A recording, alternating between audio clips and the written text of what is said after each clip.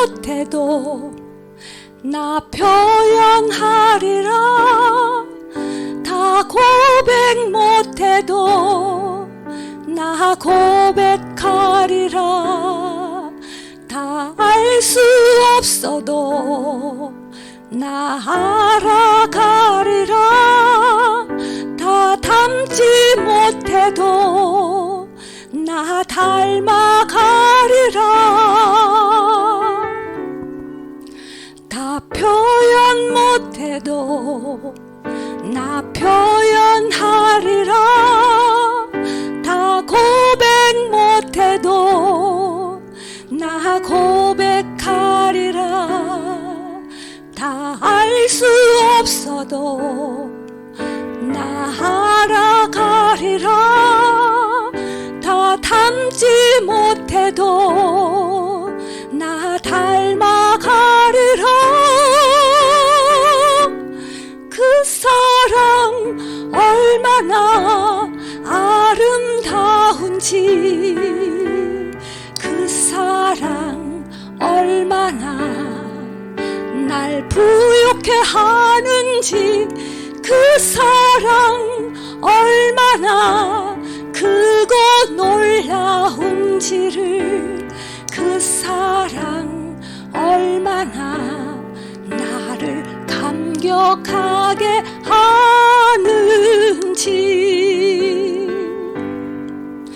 다 표현 못해도 나 표현하리라. 다 고백 못해도 나 고백하리라. 다 알 수 없어도 나 알아가리라. 다 담지 못해도 나 닮아가리라. 그 사랑 얼마나 아름다운지, 그 사랑 얼마나 날 부욕해 하는지, 그 사랑 얼마나 크고 놀라운지를, 그 사랑 얼마나 나를 감격하게 하는지. 그 사랑 얼마나 아름다운지, 그 사랑 얼마나 날 부욕해 하는지, 그 사랑 얼마나 크고 놀라운지를, 그 사랑 얼마나 나를 감격하게 하는지. 그 사랑 얼마나 크고 놀라운지를, 그 사랑 얼마나 나를 감격하게 하는지.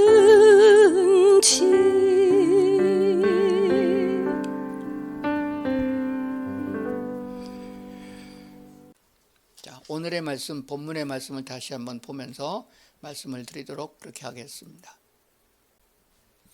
마태복음 28장인데, 그러므로 너희는 가서 모든 민족을 제자로 삼아 아버지와 아들과 성령의 이름으로 침례를 베풀고 내가 너희에게 분부한 모든 것을 가르쳐 지키게 하라.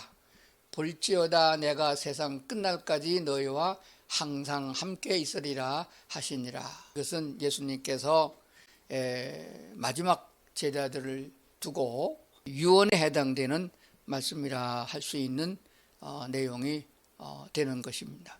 침례와 세례가 어떻게 다르느냐? 그것은 오늘 이 현대적인 그리스도인의 신앙생활에 있어서 아주 중요한 이슈가 되는 것입니다. 오랫동안 우리 한국에서는 그 선교사들에 의해서 복음이 전파되므로 장로교와 감리교 선교사들이 먼저 들어왔기 때문에 세례라고 번역된 성경을 가지고 가르쳤기 때문에 세례라고 알고 있습니다.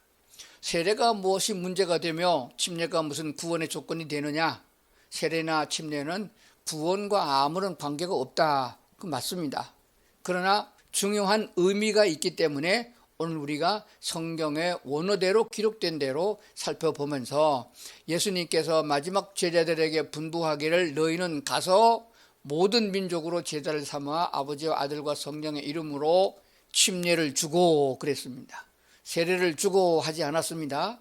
그것을 오늘 성경의 말씀을 중심해서 한번 생각을 해볼 텐데 잘 깨달아 마음에 와 닿는 대로 우리는 말씀을 쫓아 행해야 된다는 사실입니다. 전통도 중요하고 교리도 중요하지만 그보다 더 중요한 것은 성경의 권위며 성경 말씀의 진리가 우리에게 중요하다는 사실을 깨달아야 할 줄로 그렇게 믿습니다. 침례와 세례는 본질적으로 다릅니다. 세례는 씻길 세자를 사용하고 있습니다. 그렇기 때문에 죄라고 하는 것은 씻어갖고 없어지는 것이 아닙니다.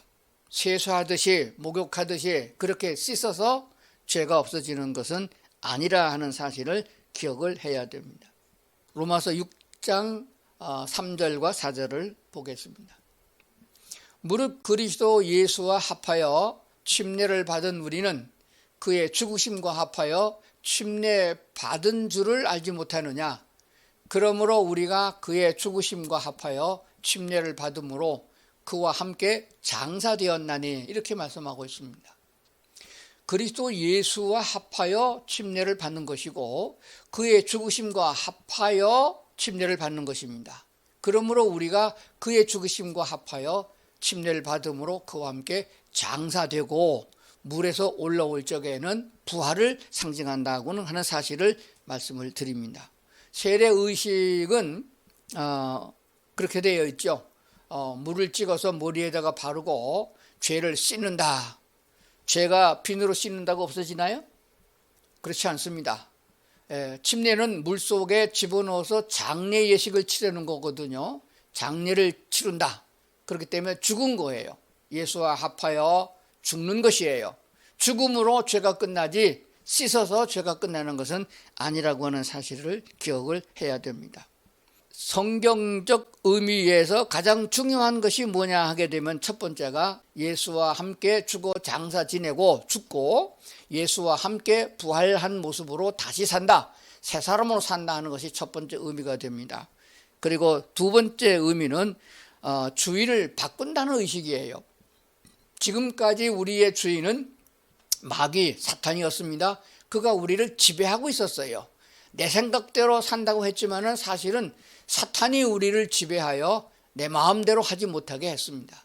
그래서 사탄의 종으로 타면서 죄만 짓고 살던 우리라는 것을 기억을 해야 됩니다. 그런데 그것이 잘못되었고 마귀에게 속은 것이다. 복음을 듣고서 예수는 그리스도라는 사실을 우리가 알았기 때문에 이제는 거기서 돌아서서 예수님을 나의 주인으로 받아들이는 신앙 고백을 통해서 거듭나게 되는 거거든요. 그렇기 때문에 주인을 바꿨다 하는 의식을 치르는 것입니다. 그것이 좋은 예가 성경에서는 결혼 예식이다. 그렇게 말씀하고 있는 줄로 믿습니다. 주님과 같이 살고 주님과 같이 동행한다는 그런 영적 의미를 가지고 있습니다.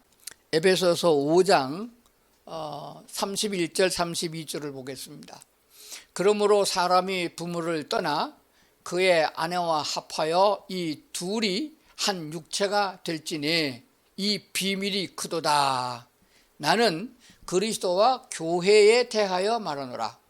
결혼식을 말하는 게 아니고 결혼식에 대한 의미를 가지고 그리스도와 교회에 대하여 말하노라 하고 한 것이에요. 잘 생각해 보면 이렇습니다. 아이들이 부모 밑에서 엄마 아빠 말을 듣고 잘 순종하면서 자랐습니다. 그래서 성년이 되었습니다. 사랑하는 사람을 만나서 결혼을 하게 되는 것입니다. 이 결혼식을 뭐라고 말했느냐? 사람이 부모를 떠나서 그의 아내와 합하여 이 둘이 한 육체가 된다. 한 몸이 된다. 그런데 이것이 뭐냐? 이 비밀이 크다. 무슨 비밀이 있습니까? 그것은 무엇을 말하고 있냐? 교회와 그리스도에 대해서 말한다라고 하는 것입니다. 마귀의 말을 추동하고 마귀의 종로로 하면 살던 우리가 떠나서, 즉 부모를 떠나서, 근데 요즘에 보면 결혼식을 했는데 살림은 난데도 안 떠난 사람이 많잖아요. 마마보이라고도 하고 뭐 툭하면 가서 용돈 달라고 그러고, 그건 성경적으로 아니란 말이에요. 그것뿐만 아니라 그와 같이 부모를 떠나서 마귀에게 종로하고 마귀에게 도움을 받고 살던 우리가 사탄으로부터 떠나서 그리스도 예수와 합하여 한 몸을 이루는 것이에요. 연합을 말하는 것입니다. 그렇기 때문에 그리스도와 교회에 대해서 말씀하고 있다. 이 비밀이 크다. 이 사실을 분명히 알아야 됩니다. 그리스도와 연합하는 것이에요. 사탄과 더불어 살던 우리가 거기서 떠나서 그리스도와 합하여 한 몸을 이루는 것입니다. 그래서 죽어서 장사 지낸 바 되고, 그리고 부활하여 주님과 함께 동행함으로 영원히 함께 사는 연합을 성경은 말하고 있습니다. 그 예식이 뭐냐? 침례 예식이냐? 세례로다가는 이것을 입증할 수가 없고 이것을 설명할 수가 없습니다. 이런 중요한 것들이 이 속에 감춰져 있습니다. 구약 성경에서 구원받은 사람들의 예표가 있습니다. 구약 성경에서는 어떻게 말하고 있느냐 하는 것을 생각해 보려고 합니다. 고린도전서 10장 1, 2절입니다. 우리 조상들이 다 구름 아래 있고 바다 가운데로 지나며 모세에게 속하여 다 구름과 바다에서 침례를 받고, 사도 바울이 고린도 교회에 이 얘기를 하고 있어요. 우리 조상들, 구약 시대의 이스라엘 백성들 얘기를 하고 있습니다. 그들이 언제 침례 받았나요? 애굽에서 구출되어져서 가나안 땅을 향해 갈 때 일단 애굽에서 구원된 사람들, 구출된 사람들에게 침례를 베풀었다. 그렇게 말하고 있습니다. 이것은 출애굽기 14장에 있는 얘기인데, 출애굽기 14장 22절부터 보면 이렇게 기록하고 있습니다. 이스라엘 자손이 바다 가운데를 육지로 걸어가고 물은 그들의 좌우에 벽이 되니, 이렇게 말씀하고 있습니다. 자, 제가 시간이 없어 성경을 다 쓰지 않았는데 출애굽기 14장을 잘 읽어보면 그때 장면을 설명해 주고 있습니다. 하나님께서 모세를 통하여 바닷물을 가르셨죠. 홍해를 쫙 가르고 좌우에 물이 벽이 되게 하셨습니다. 그리고 그들은 위에 고린도전서에 말하고 있는 대로 조상들이 다 구름 아래 있고 바다 가운데로 지나며 모세에게 속하여 구름과 바다에서 침례를 받았다. 낮에는 구름 기둥으로 밤에는 불 기둥으로 역사하셨습니다. 좌우에 벽이 되어져 있는 곳을 이스라엘 백성이 지나가며 구름이 덮었어요. 그러니까 완전히 물속에서부터 들어갔다가 물 밖으로 그 많은 이스라엘 백성 200만 명이 한꺼번에 침례를 받은 것을 설명하고 있습니다. 세례라고 번역하면 되겠습니까? 이런 것들을 세례로 번역해서는 전혀 의미가 없다는 것을 기억을 하게 됩니다. 자, 다시 한 군데를 더 보겠습니다. 베드로전서 3장에 노아 방주 얘기를 하고 있습니다. 방주에서 물로 말미암아 구원을 얻은 자가 몇 명뿐이니 겨우 8명이라. 물은 예수 그리스도께서 부활하심으로 말미암아 이제 너희를 구원하는 편이 곧 침례라. 노아 홍수 때에 온 인류가 다 멸망받는 자리에서 노아의 가족 8명이 구원을 받았어요. 구원 받았으면 그 표로 침례를 받아야 된다 하는 것이 신약의 주장이잖아요. 그러면 구약에서 이스라엘 백성이 애굽에서 구원된 200만 명 이상을 한꺼번에 다 침례식을 했죠. 그 다음에 노아 방주에서 나온 8 식구에 대해서 말하기를 너희를 구원하는 편이 곧 침례라. 침례를 받았다는 얘기가 되잖아요. 자, 한번 그러면 물어보십시다. 자, 노아 방주를 기억하시죠? 창세기에 나오는 얘기가 됩니다. 그런데 노아의 방주에 창문이 있었을까요? 없었을까요? 들어가고 나가는 문은 분명히 있었습니다. 문을 열고 가축들이 다 들어갔잖아요. 노아의 8 식구가 들어갔으면 문을 하나님께서 천사를 통해서 밖에서 밀어 닫았다고 써주고 있어요. 그러면 창문이 있었을까 없었을까요? 예, 창문이 있었습니다. 창문을 어떻게 어느 쪽에다 낼까요? 보통 우리 창문은 이렇게 옆으로 내잖아요. 예, 우리가 성경대로 보게 되면은 노아의 방주는 3층으로 짓도록 했습니다. 밑에 층이 제일 넓었어요. 그 다음 층이 조금 넓었어요. 3층 위에는 조금 좁았어요.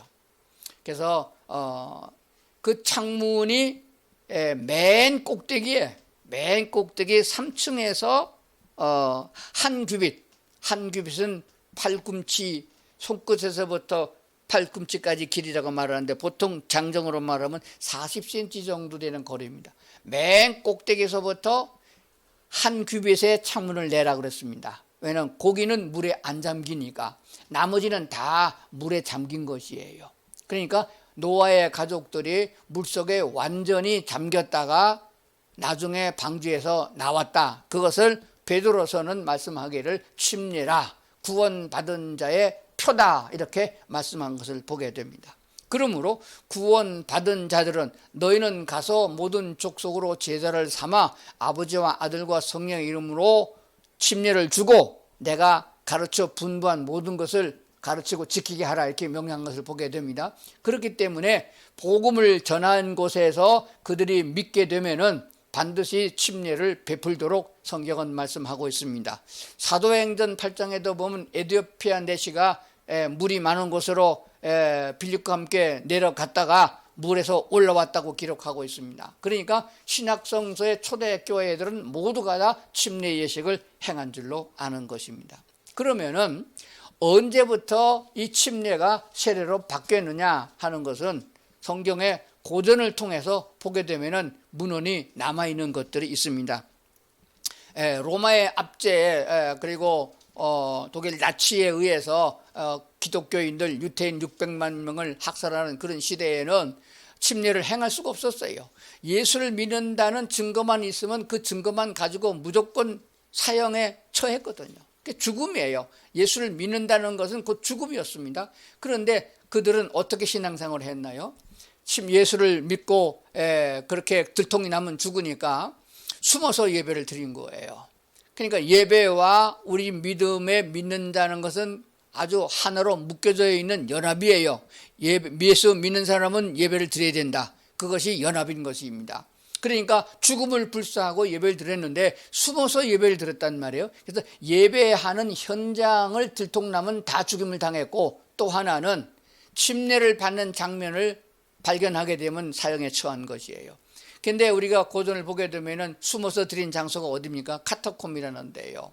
땅 속에다 굴을 파고 미로로 길을 만들어서 절대로 들통나지 아니하도록 그렇게 했습니다. 비밀 암호를 통해서 믿는 사람들만 들여보내서 주일 예배를 드렸다는 사실입니다. 그런데 침례식은 그 땅굴 속에 물이 없었기 때문에 어떻게 할 수가 없었어요. 그래서 밤중에 강에 나가서 침례를 했는데 고발하는 사람들이 있어가지고 그때 현장에서 잡혀서 죽음을 당했습니다. 그래서 그들이 생각하기를 꼭 물속에 들어가야만 되느냐, 그것이 구원의 조건은 아니지 않느냐, 구원 받은 사람, 복음을 받아들인 사람들에게 표로 증명서로 주는 것이 침례 예식이니까 그러면 약식으로 해도 되지 않겠느냐. 그래서 물을 떠다가, 그래서 머리에다가 물을 처음에는 부었습니다. 물을 퍼서 컵으로 해가지고 물을 이렇게 부었어요. 성부, 그 다음에 성자, 성령 3번씩 물을 부었다고 기록하고 있습니다.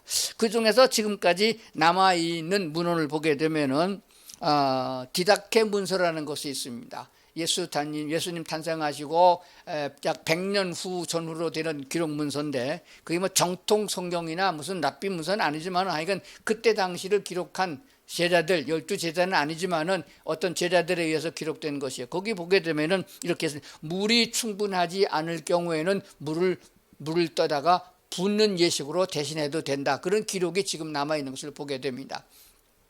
그러니까 무슨 말인가 하게 되면은 물에 들어가서 침례하기가 그때는 목숨만큼 그렇게 귀하고 어려웠기 때문에 약식으로 물을 떠다가 부었습니다. 사실 따지고 보면은 물을 이렇게 손에 해가지고 바가지로 위에서 붓거나 아니면 손을 이렇게 적셔하거나 간에 물 밑에 우리가 들어간 건 맞는 거예요. 그러니까 그렇게 물 속에 들어갔다고 표하고 성경에 대한 진리를 바로 가르쳤다, 그런 말씀이 되는 것입니다. 그리고 성경의 역사를 보게 되면은 침례식도 마찬가지로 약식 침례가 있었어요. 이 성경에 보면 한 사람, 두 사람, 뭐 10사람 미만 이렇게 적은 인원일 경우에는 물에 데리고 가가지고 물에다가 침례식을 행했는데 그렇게 할 수가 없었단 말입니다. 예수님도 요단강에서 침례를 받으셨죠. 그렇게 되어지니까 그건 상관이 없는데, 사도행전 2장을 넘어가 보게 되면은 베드로가 또는 주의 종들이 빌립 같은 사람하고 복음을 증거하면 하루에도 3,000명씩 4,000명씩 막 믿는 사람이 제자의 수가 늘어났다고 했잖아요. 그럼 그들 다 침례를 줬는데 그 많은 인구를 한꺼번에 침례를 했다? 상당히 어려운 일이에요.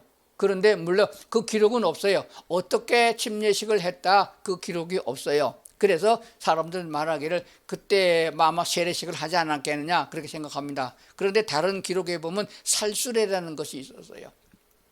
그게 뭐냐면 운동장에 연병장 같은데 그저 몇천 명씩 모였는데 그걸 침례 줄 적에 다 할 수가 없으니까 물을 퍼다 놓고 그리고서 내가 성부와 성자와 성령의 이름으로 여러분에게 침례를 주노라 그러면서 물을 바켓으로 퍼다가 가지고 확 뿌렸다는 거예요. 그 물에 맞은 사람은 이쪽으로 서고 안 맞은 사람은 다시 모이고 그렇게 해서 침례식을 했다는 살수례라는 예식도 있었다고 하는 것을 우리가 보게 되는 것입니다. 그리고 어떤 문헌을 보게 되면은 처음에는 침례식을 할 적에 한 번만 한 것이 아니고 성부의 이름으로 침례를 주너라 물에다 집어넣고 또 건진 다음에 성자의 이름으로 침례를 주너라 해서 성령 3번씩 침례를 했다는 기록도 있을 겁니다. 그러니까 다양한 건 맞습니다. 그래서 세례식도 처음에는 물을 부었고 3번씩 부었고 나중에는 물을 붓다가 나중에는 물을 이렇게 해가지고 찍어서 이렇게 바르는데 요즘에 보게 되니까 세례식 하는 교회들을 보게 되면은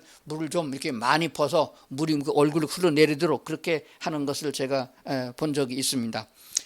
그런데 상황적으로 봤을 때에는 예수님도 요단강에서 침례를 받으시고 초대교회의 모든 교회들이 침례식을 행했고 의미 또한 장례식과 부활을 의미하고 또 예수 그리스도와 연합과 동행이 되어지는 것들이니까 침례가 옳고 맞고 성경적인 원문도 맞다 하는 것을 우리가 알게 되는 것입니다.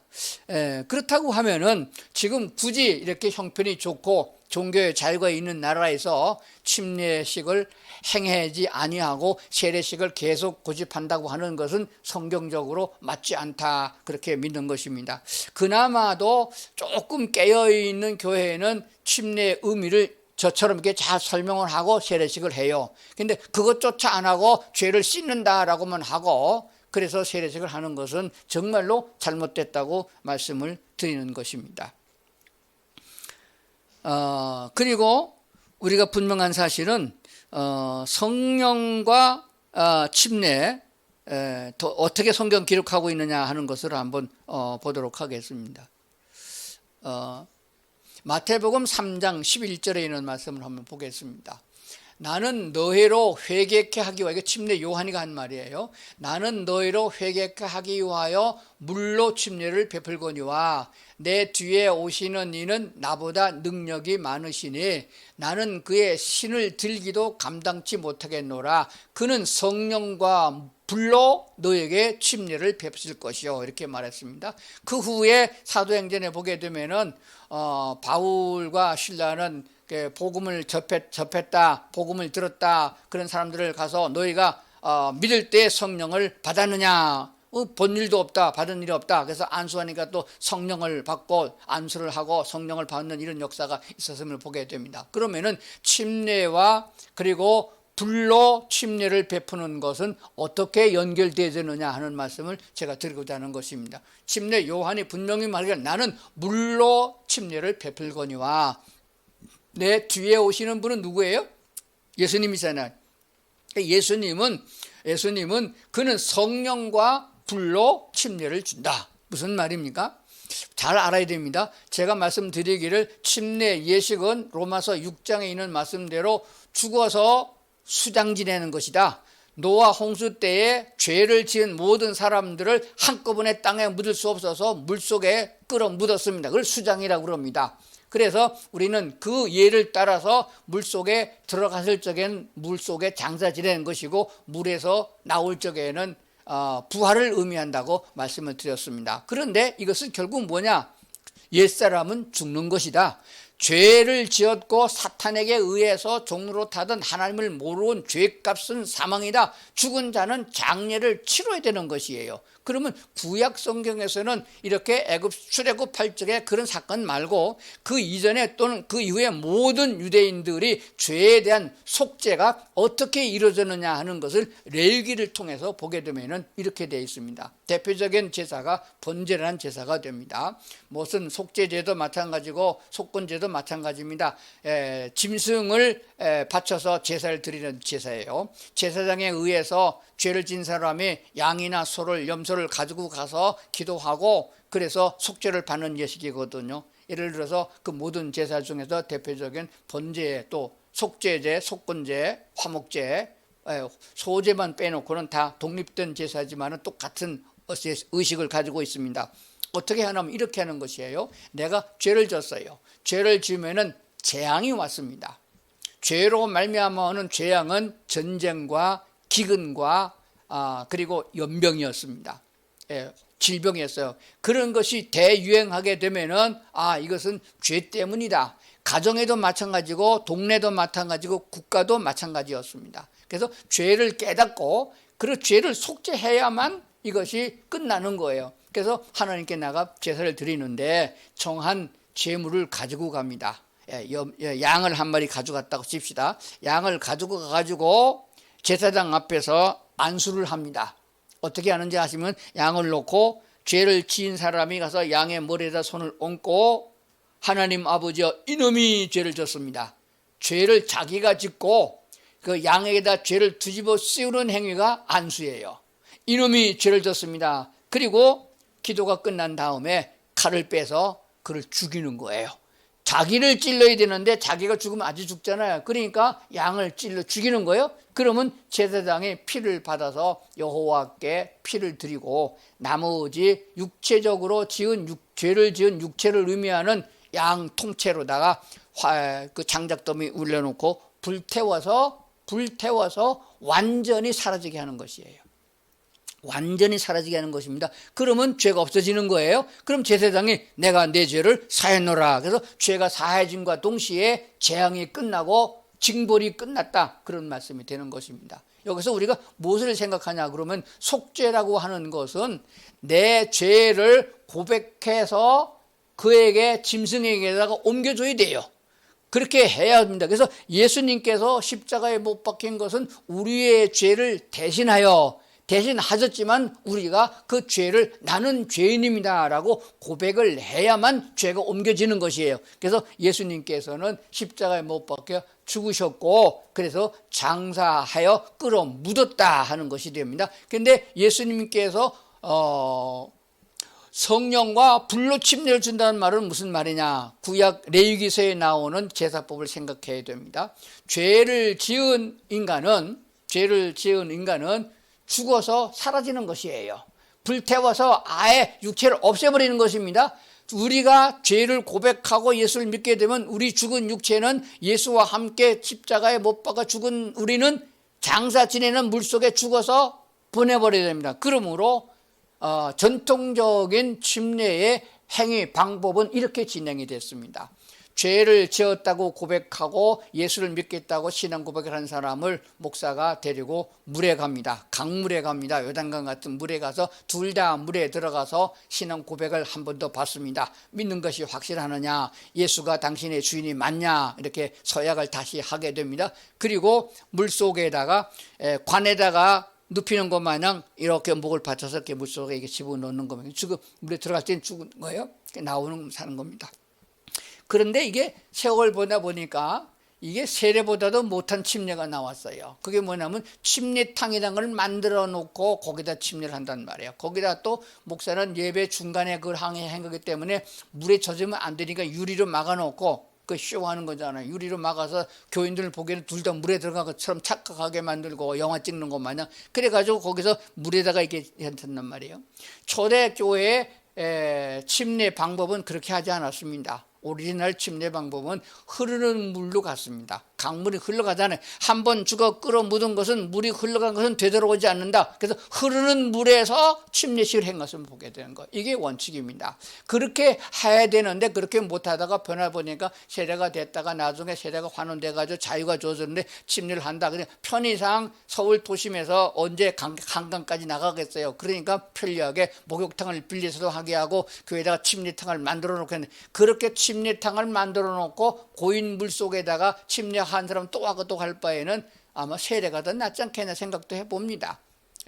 그러나 성적 의미는 할 수만 있으면은 성지순례 가서 요단강에서 하는 것도 좋겠고, 아니면 계곡의 물이나 한강물에 흘러가는 물, 다시는 죽은 자가 되돌아오지 않도록 전당포에 잡혔다가 찾아오는 것처럼 죄를 또 뒤집어 쓰는 일이 없도록 흘러가고 죽어서 없어졌다. 하나님께서 죄를 속죄할 적에는 양이나 염소를 완전히 불태워서 없어진, 이게 불침례를 말하는 거예요. 불로 태워서 없어졌다. 그 의미를 성경에서 말씀하고 있는 것이에요. 그는 성령과 불로 침례를 베풀 것이고 불태워서 없애버렸다. 그리고 성령으로 충만하여 그를 이끌어 지배하고 나간다. 성령 하나님이 주인 되셨다 하는 의미를 말씀해 주고 있는 줄로 그렇게 믿습니다.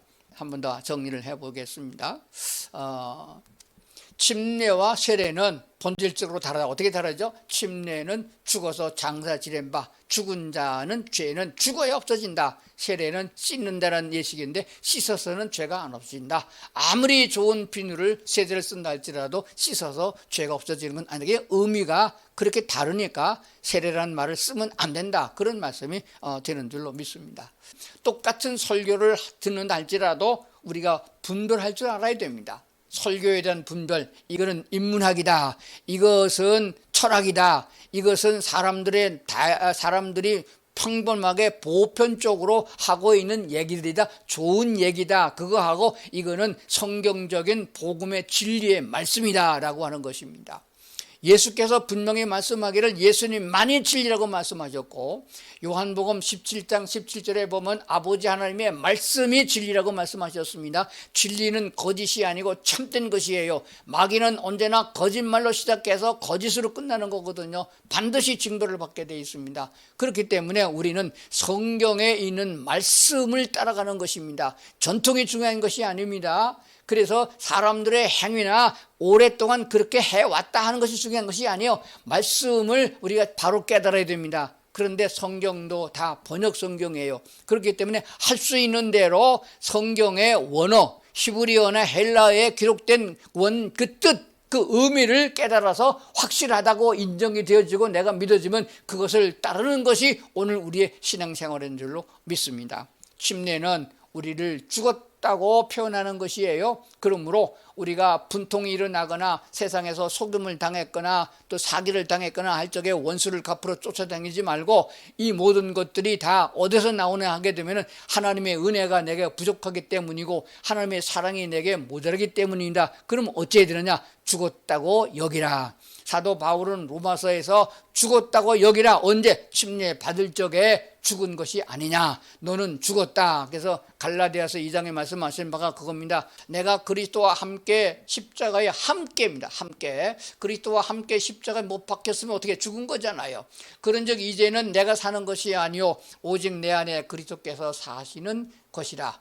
이제 내가 육체 가운데 사는 것은 나를 사랑하사 나를 위하여 자기 자신을 버리신 하나님의 아들을 믿는 믿음 안에 사는 것이라, 이렇게 말씀하셨습니다. 그 말씀을 마가복음 16장에서는 또 이르시되 너희는 온 천하에 다니면서 만민에게 복음을 전파하라. 믿고 침례를 받는 사람은 구원을 얻을 것이요.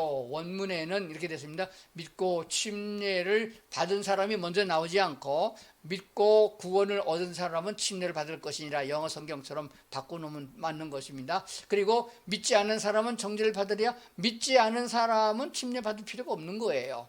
그 말을 침례를 안 받았기 때문에 정죄를 받는다, 그 말이 아닙니다. 이 말을 두 줄을 연결해서 보게 되면은 믿은 사람은 침례를 받는 것이고 믿은 사람, 침례 받은 사람은 정죄를 받지 않는다.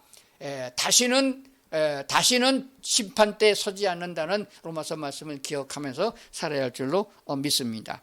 그리스도인의 삶의 표준은 어떤 사람의 권유나 어떤 생각이나 전통에 의한 것이 아니고 오직 성경적인 권위, 성경의 말씀을 중심해서 말씀을 따라가는 신앙생활이 되어줄 줄로 믿습니다. 오늘 말씀을 잘 생각하면서 그리스도와 함께 십자가에 못 박혀 죽어 장사 지낸 침례를 생각하면서 나는 죽었고 내 안에 그리스도께서 사신다. 주님과 함께 연합하여 천국까지 동행할 수 있는 우리 성도들 다 될 수 있기를 주의 이름으로 축원합니다. 기도하시겠습니다.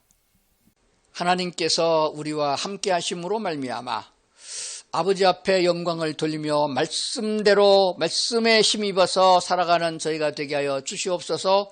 성령의 불로 말미암아 우리를 새롭게 하시고 옛사람을 죽어 태워 버렸은즉 물속에 장세나 지내 버렸은즉 새롭게 사는 그리스도인의 삶이 되어지도록 역사하여 주시옵소서. 주님 우리와 함께 계심을 감사하며 예수님 이름으로 기도드리옵나이다. 아멘.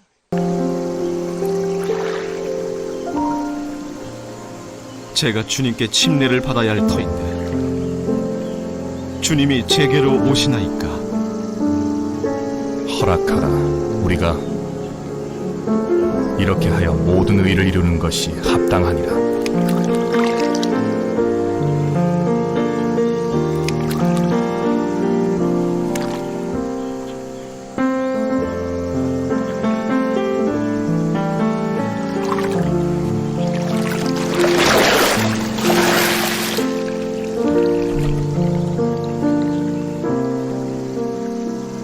이는 사랑하는 내 아들이요 내가 기뻐하는 이라.